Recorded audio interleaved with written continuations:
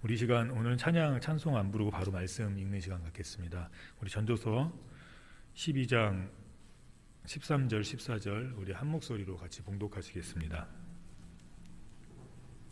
같이 읽겠습니다.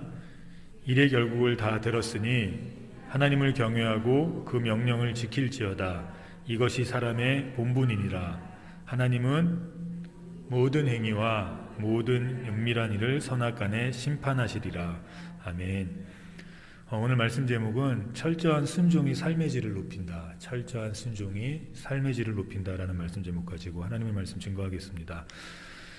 모든 사람의 본분 우리 지지난주에 얘기했습니다. 예수님 믿는 사람뿐만 아니라 예수님 믿지 않은 사람들도 모두가 본분이 있습니다. 그게 무엇이죠? 첫 번째 하나님을 경외하고 두 번째 그의 명령을 지키는 겁니다. 이게 본분이에요. 세상 사람들은 이제 하나님을 떠났으니까 더 이상 하나님의 말씀을 들을 수 없어서 하나님을 경외하지도 말씀을 지키지도 못하지만 우리 그리스도인들은 하나님 경외해야 합니다. 우리의 의무예요. 그냥 선택해서 하는 게 아니라 경외해야 돼요. 경외하는 마음이 떨어졌다면 없다면 하나님 그 마음 달라고 간절히 기도하셔야 됩니다. 우리 모두가 그래야 합니다. 두 번째는 말씀을 반드시 지켜야 하는데 철저하게 순종해야 됩니다. 근데 철저하게 순종하지 못하는 이유를 곰곰이 생각해 봤더니 저도 그렇습니다. 말씀이 족쇄가 되는 것 같아요. 코 꼈다고 하죠. 마음대로 살 수 없어요. 제약이 많아요. 그것이 우리가 하나님의 말씀을 생각할 때 처음으로 느끼는 생각입니다. 하나님의 말씀이 이렇게 족쇄가 된 것 같아요. 근데 하나님 오늘 말씀 보니까 족쇄가 아니에요. 오히려 우리가 부패하고 우리가 죄성이 강해서 하나님 명령이 불편하게 느껴지는 겁니다. 하나님 말씀이 족쇄가 되는 겁니다. 하나님 말씀이 족쇄가 아니라 우리가 부패했기 때문에 그 말씀이 족쇄로 다가오는 거예요. 그래서 우리에게 가장 먼저 나타나는 첫 번째 반응은 뭐냐면 세상 사람들은 하나님의 말씀을 모르니까 지킬 수가 없고요. 우리 그리스도인들도 지켜야 하는데 온전히 지킬 수가 없어요. 그래서 하나님의 말씀을 조금씩 변형해요. 무슨 말이냐면 내 뜻대로 지켜요. 내 입맛에 맞게 지킨다고요. 지키고 싶은 건 지키고 지킬 수 없는 건 변명하고. 예를 들자면 이제 저희 학생들 중에 제가 주일은 푹 쉬라고 늘 얘기하거든요. 공부하지 말라고. 그럼 막 눈이 이렇게 초롱초롱해져요. 왜냐하면 드디어 우리에게 변명거리가 생겼다. 엄마가 아빠가 주일날 공부하라 그러면 전도사님이 하지 말랬어, 목사님이 하지 말랬어. 주일은 그냥 쉬는 거래. 뭐 이렇게 얘기해요. 근데 그 앞에 조건이 있습니다. 6일 동안 열심히 공부해야 됩니다. 그리고 이제 그렇게 아이들이 잘 지키다가 문제는 이제 언제 발생하냐면 저에게 막 카톡이 막 오는 순간들이 있습니다. 그때가 언제냐면 학생들의 시험 기간이에요. 시험 기간이 되면 그 전까지는 주일날 잘 푹 쉬다가 불안한 겁니다. 공부해야 되는데 다른 애들은 다 공부하는데 자기만 공부 안 하고 있잖아요. 그러면 이제 큰일 나죠. 아직 공부 안 한 것도 많은데. 그래서 저한테 문자가 와요. 목사님, 저녁에는 해도 돼요? 아니면 이제 내일 새벽 12시 지나서는 해도 돼요?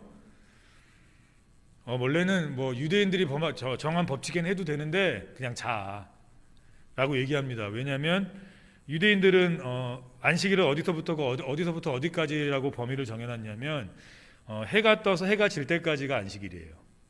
그러니까 해가 지고 나서는 뭘 해도 돼요. 근데 이거는 좀 바꾼 겁니다. 유대인들이 하루 왼종일 종들을 놀릴 수 없으니까. 그럼 자신들이 불편하니까 그들이 딱 뭔가를 변형해 놓은 거예요. 자신들에게 맞게. 자신들이 좀 지키기 편하게. 그래서 이제 우리 학생들이 이렇게 물어보는 거예요. 그럼 해지고 공부하면 될까요? 그래서 제가 뭐라 그랬냐면 그냥 다 쉬라 그랬어요. 쉬어도 된다고. 그리고 내일 그냥 시험 못 보라고. 그리고 그거를 교훈 삼아 다음부터는 열심히 미리 준비하라고. 이렇게 우리가 변형하거든요. 우리의 입맛에 맞춘다고요. 물론 이제 변형하진 않아도 내가 지킬 수 있는 것만 지키고 지킬 수 없는 건 귀에 듣지도 않아요. 아니면 무리하다고 생각하거나 나를 이렇게 뭐 비판하거나 이렇게 깐다고 생각을 해요. 그래서 안 지키거든요. 그런데 성경은 분명하게 얘기합니다. 신명기 12장 32절에 보니까 내가 너희에게 명하는 이 모든 말을 너희가 지켜 행하고 그것을 가감하지 말지니라.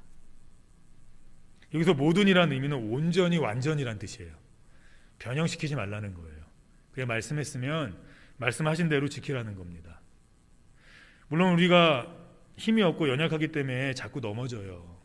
자꾸 이렇게 무너진다고요. 지키려고 하다가 또 다시 안 지키게 되고. 근데 그럼에도 불구하고 여호와를 경외하는 사람들은 내가 못 지키니까 말씀을 변형하는 게 아니라 다시 여호와를 경외하는 그 힘으로 일어나서 그 말씀을 온전히 지키는 겁니다. 그게 우리에게 필요해요. 절대로 바꾸지 말라고 얘기합니다. 우리의 입맛에 맞추지 말라고 얘기해요. 죄성 때문에 말씀을 온전히 지킬 수는 없고 불편하고 힘드니 안 지키자니 하나님의 심판이 있을 것 같으니까 입맛에 따라 바꾸거나 지키지 않거나 내 맘대로 하는데 그러면 안 돼요. 그럼 어떻게 됩니까? 우리가 하나님의 말씀을 변형하는 순간 내가 지키고 싶은 것만 지키고 그리고 뭐 나에게 피해가 오거나 불편함이 좀 많이 오거나 나로 하여금 힘들게 하는 거 계속해서 안 지키면 물론 못 지키죠. 힘드니까. 근데 자꾸 지키려고 애쓰지도 않고 그냥 포기해버리면 그때부터 말씀이 족쇄가 되는 거예요. 지키지 않아도 족쇄가 되고 변형해도 족쇄가 되고 지킬 마음이 없어도 족쇄가 되고 지키다가 포기해서 더 이상 하지 않아도 그 말씀은 우리에게 생명으로 다가오는 것이 아니라 족쇄로 다가옵니다. 그럼 어떻게 됩니까? 삶이 무너져요. 모든 게 와야 된다고요. 민수기 15장 31절 같이 읽겠습니다. 그런 사람은 여호와의 말씀을 멸시하고 그 명령을 파괴하였은즉 그 죄악이 자기에게로 돌아가서 온전히 끊쳐지리라. 그런 사람이 어떤 사람입니까? 자기 입맛에 맞게 지키는 사람들입니다. 하나님의 말씀을 파괴한 사람들이라고 얘기해요.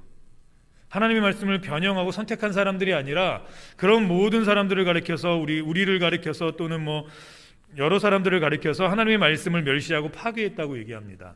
그럼 하나님 어떻게 하시겠답니까? 우리의 삶을 끊으시겠대요. 그러므로 우리가 그냥 온전히 지키는 겁니다. 안식일을 기억해 거룩히 지켜. 그럼 아예 몰라 지킬 거예요. 그러고 그냥 지키는 겁니다. 뭐 곰곰이 생각할 필요 없어요. 불가능해 보여도 그래서 내가 몇 번 넘어졌어도 지키다가 계속 실패했어도 하나님 그러고 다시 일어나서 또 똑같이 지켜보는 겁니다. 이건 못 지켜. 조금만 변형해서 지켜야지가 아니라 그래 다시 한번 해보자. 다시 한번 해봐야지 하고 지켜보는 겁니다. 그러면 이상하게 하나님의 말씀이 우리에게 족쇄가 되는 것이 아니라 우리에게 삶의 변화가 찾아와요. 족쇄처럼 느껴서 입맛에 맞게 변형하면서 내가 지키고 싶은 말씀만 아니면 내가 안 지켜서 하나님이 나를 치셨던 말씀만 그런 말씀만 지키는 것이 아니라 하나님의 말씀을 곧이곧대로 지키면 하나님이 우리 삶에 놀라운 변화를 시작하십니다. 족쇄인 줄 알았던 그 말씀이 사실은 족쇄가 아니라는 그 사실을 우리가 마음으로 삶을 통해 경험하게 돼요. 시편 119편 47절 같이 읽겠습니다. 나의 사랑하는 바 읽겠습니다. 나의 사랑하는 바 주의 계명을 스스로 즐거워하며 삶이 즐거워진대요. 하나님의 말씀을 온전히 지키면 내 삶이 더 제약되고 힘들 줄 알았는데 하나님의 말씀을 온전히 지켰더니 삶이 즐거워져요. 삶에 기쁨이 찾아와요. 철저히 순종했더니 기쁨이 내 안에 오기 시작한다고요. 놀랍지 않습니까? 지키면 제약이 되고 지키면 힘들 줄 알았는데 오히려 하나님은 그 말씀을 철저하게 순종했더니 우리 안에 기쁨을 주시기 시작했어요. 약속하셨어요. 더 나아가서 우리의 삶에 복이 찾아오기 시작합니다. 시편 112편 1절 같이 읽겠습니다. 할렐루야. 여호와를 경외하며 그 계명을 크게 즐거워하는 자는 복이 있도다. 여호와의 계명을 지켜서 하나님의 기쁨을 주심으로 크게 즐거워하는 자들에게 하나님이 그 즐거움과 기쁨만 주시는 것이 아니라 뭐까지 주시겠답니까? 복을 주시겠대요. 근데 여기에서 얘기하는 복은 의미가 굉장히 많이 있는 단어입니다. 어떤 세 가지가 함축되어 있어요. 첫 번째는 하나님이 주시는 축복이에요. 여호와의 말씀을 지키는 사람들은 마음만 기뻐지는 것이 아니라 하나님이 실질적으로 축복하신대요. 내가 내 힘으로만 살아도 열심히 살면 어느 정도 살지 않습니까? 근데 거기에 하나님의 축복이 부어진대요. 두 번째 이 복에 들어간 의미는 행복이란 뜻입니다. 행복해져요. 사는 게 행복해져요. 하나님의 말씀을 온전히 철저히 지키면 하나님이